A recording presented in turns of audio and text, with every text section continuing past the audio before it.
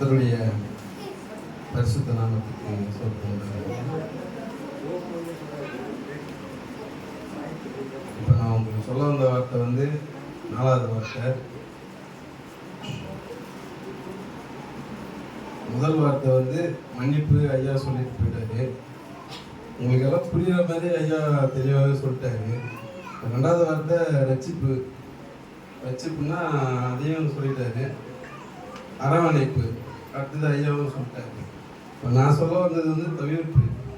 அதாவது தேவனாகிய கர்த்தர் வந்து சிலுவையில் அடைஞ்சப்ப எவ்வளோ தவிர்ப்பு வந்து தவிச்சிருப்பார். அதாவது தாகத்தில் தவிச்சிருப்பார் ஒன்றுங்களா, வலியால் தவிச்சிருப்பார் 2ங்களா.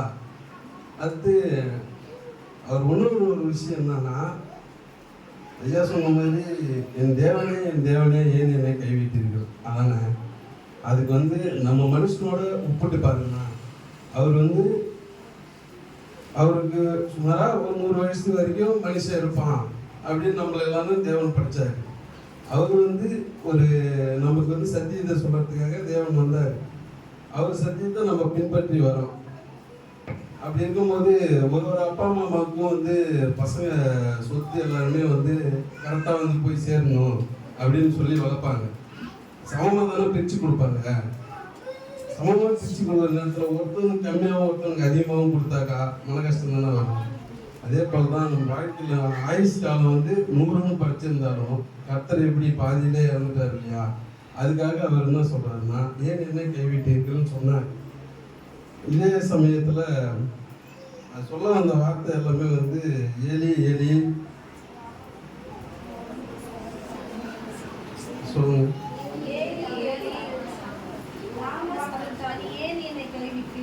ஏலி லாமா சமக்தானி ஏன் என்று மிகுந்த சத்தமிட்டு கூப்பிட்டார். யாரங்க கூப்பிட்டாரு? அவர் பிதாவை வந்து கூப்பிட்டாரு.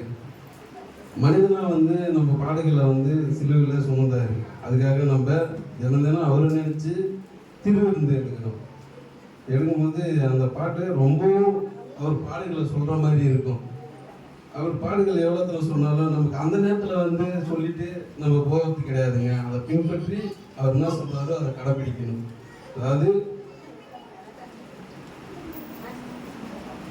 தவிர்த்துனாக்கா, நான் சொன்னேன் இல்லையா, அந்த டைமில் தாகம் எடுத்துச்சுன்னா கொடுக்கறதுக்கு நம்ம யாருன்னா அப்பா அம்மாவுக்கு யாருன்னா தாகம் எடுத்தா பிள்ளைங்க எடுத்து கொடுப்பாங்க. அப்போ பிள்ளைங்களுக்கு தாகம் எடுத்துன்னா அப்பா அம்மா கொடுப்பாங்க. அப்படி வரும்போது 2 கையிலையும் ஆணி அடிச்சிருக்கு, கால்லையும் ஆணி அடிச்சிருக்கு, சிலுவிலே ரத்தம் ஃபுல்லாகவே போயிடுச்சு. அவருக்கு தெம்பே இல்லை பேசுறதுக்கு. அப்படின்னு வந்து புரியாத வார்த்தைன்னு சொல்லிட்டு நம்மளுக்கு தெரிஞ்சு ஏலி லாமா அந்த மாதிரி வார்த்தை வந்து புரியாத இருக்குதுன்னு சொல்லிட்டு, ஆனால் அங்கே இருந்த வார்த்தைங்க வந்து அவருக்கு புரியும். அதை வந்து மிகுந்த சத்தம் எல்லாமே இல்லை, எப்படிங்க மிகுந்த சத்தம் விட்டு கூப்பிடுவாரு. அதுதான் வந்து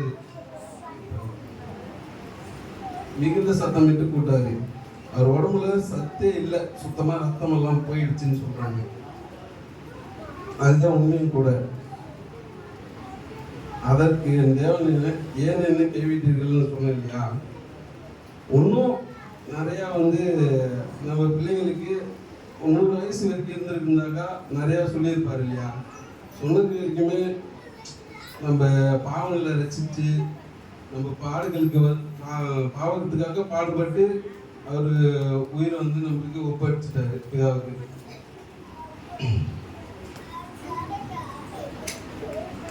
அதுக்காக ஒரே ஒரு பாட்டு மட்டும் பாடியிருந்தேன்.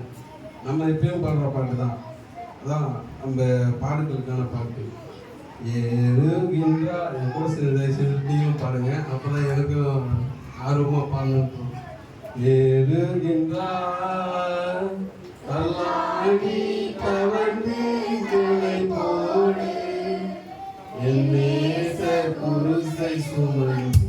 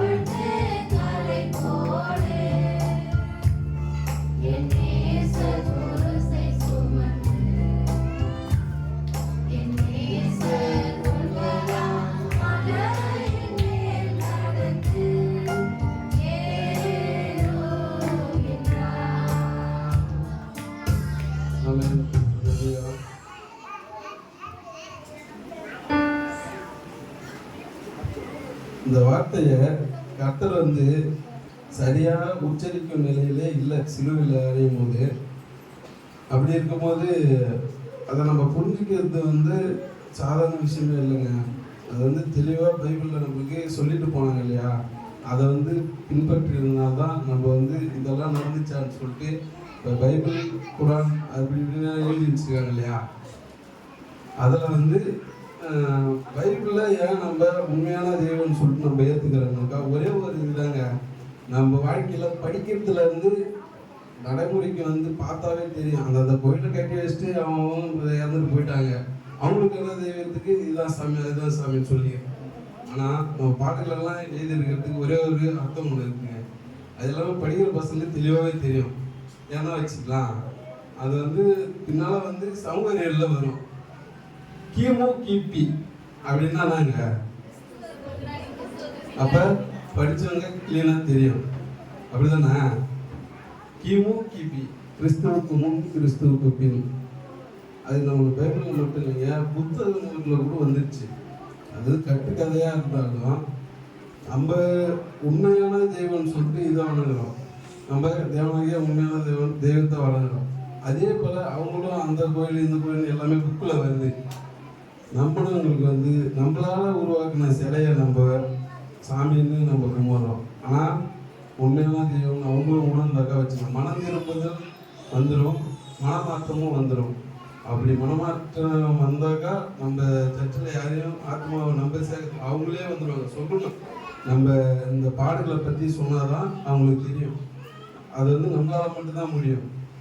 பைபிள் எடுத்து கொடுத்து படினா படிக்க மாட்டாங்க, அவங்களுக்கும் தெரியாது. இப்போ வர நம்மளுக்கும் வந்து அதோட அர்த்தம்லாம் தனித்தனியாக இருக்கும், அது நம்மளுக்கு தெரியாது. வந்து பாடல்களை பற்றி நம்ம தெரிஞ்சுக்கிறோம், நம்ம அதை பற்றி சொல்கிறோம். அதனால் மனம் திரும்புதல் மனமாற்றம் கண்டிப்பாக நடக்குங்க.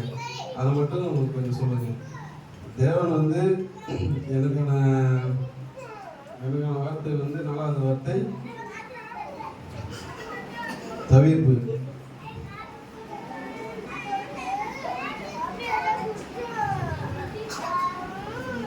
இந்த அதாவது இந்த நம்ம நாள் வந்து இதை என்ன காலம் சொன்னாங்க இல்லைங்க, அது வந்து தவச காலம் சொல்லுவாங்க. தவச காலத்தில் அவர் தவச காலம் முடிஞ்ச உடனே நம்ம தேவன் வந்து தெம்போடு இருக்கிறப்ப அவரை கூட்டிட்டு போய் சிலுவையில் அடைஞ்சிருக்க மாட்டாங்க, அப்படிதானே? அவர் வந்து 40 நாள் விரதம் இருந்து அவர் தேவனை அவர் பொண்ணு வழிபட்டு வந்ததுனால தான் பைபிளில் வந்து தெளிவாக சொல்லியிருக்காரு. நம்மளும் அந்த மாரி பார்த்து சிலுவையில் அந்த நாள் வந்து நம்மளுக்கு புனித வெள்ளியாக இருக்குது. ஆனால் அவர் புனித வெள்ளியோட முடிஞ்சுட்டாராங்க, அப்படியெல்லாம் கிடையாது. 3வது நாளே ஊழியத்தோட வந்து நமக்கு உண்மையில தெய்வம்னு சொன்னார். முடிஞ்சு அவர் ஆவியாக ஆனப்பிற்கும் நான் திரும்ப வருவேன்னு சொல்லியிருக்காரு.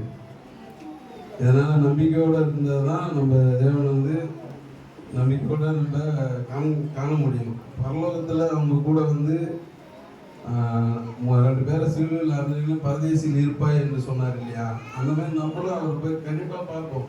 அதோட தேவனோட வார்த்தையை பின்பற்றி நம்ம வாழ்ந்து சந்தோஷமாக இருந்துட்டு அதனால் வந்து அவர் சொல்கிறப்ப நம்ம தேவனை நேராக போய் பார்க்கலாம். நம்ம எல்லோரும் பரலோகம் போகணுன்னா என்ன பண்ணோம்? தேவனுடைய வார்த்தையை வந்து முழுமையாக ஏற்று பரிசுத்தமாக இருந்தாவே தேவனுடைய வந்து அதிசயத்தை காணலாம். ப்ளஸ்ஸு நம்ம மேலே பரலோகத்துக்கு போய்ட்டு தேவன் இடத்துல ஒப்பு கொடுக்கலாம். இதெல்லாம் அறியாதவங்க எங்கே போவாங்கன்னு யாருமே தெரியாது. தயவு செஞ்சு புரிஞ்சுங்க.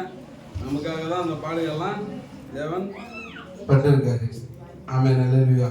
இப்போ இந்த 4வது வார்த்தை தவிர்ப்பிற்கு வாய்ப்பு எடுத்த ஐயாவுக்கு ரொம்ப நன்றி ஐயா.